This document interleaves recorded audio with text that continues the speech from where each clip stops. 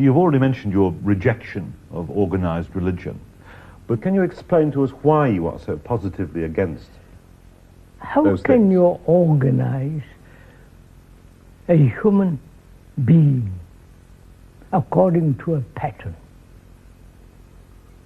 Whether it's a religious pattern, faith, belief, dogma, rituals, how can you shape man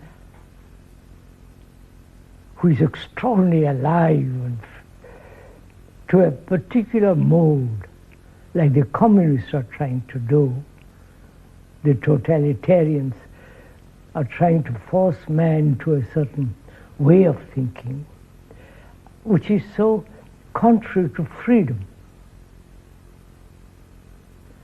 Freedom, I mean, man has always sought throughout history to be free. That was one of his urgent, constant demand.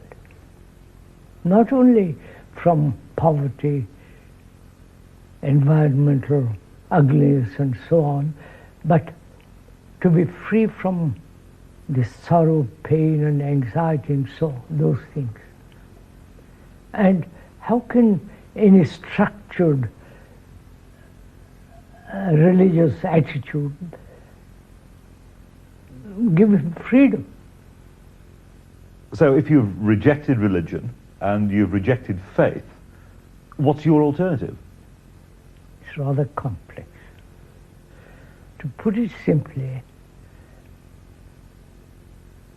human beings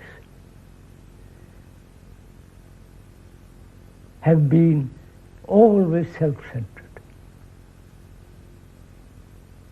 always selfish, to put it very brutally simply. And various religions have tried to help him not to be so self-centered and identify yourself with something greater. But the greater is still part of selfishness. And so I think one should really begin with self-knowledge. The ancient Hindus, long before the Greeks, have said, know thyself first. Because if you don't understand yourself, basically, fundamentally, whatever you do will still be the activity of illusions. So, know thyself. Not according to some philosopher or some psychologist, but know yourself in your relationship with the world. Not only the external world of nature, I'm saying this, not the ancient. Not only your relationship with nature, but also your intimate relationship with whom you live. Relationship is like a mirror in which you see yourself directly as you are. No pretensions. Watch your reactions. Understand your reactions and go beyond them. And it's much more complex human structure, human brain, human behavior, and so on. So begin with yourself. Is your system rooted in any religion? Is your method? A method and a system is again a pattern. You don't have a method, you don't have a system. Of course not. Because, after all, that's what human beings have sought and lived with, patterns. Obedience to the pattern, obedience to a certain ideal. All that has led to such enormous conflict. Look what's happening now. The ideals of the communists and the ideals of the democratic world, they're in conflict. So really one has to ask much more a serious question: what place has ideals in life at all?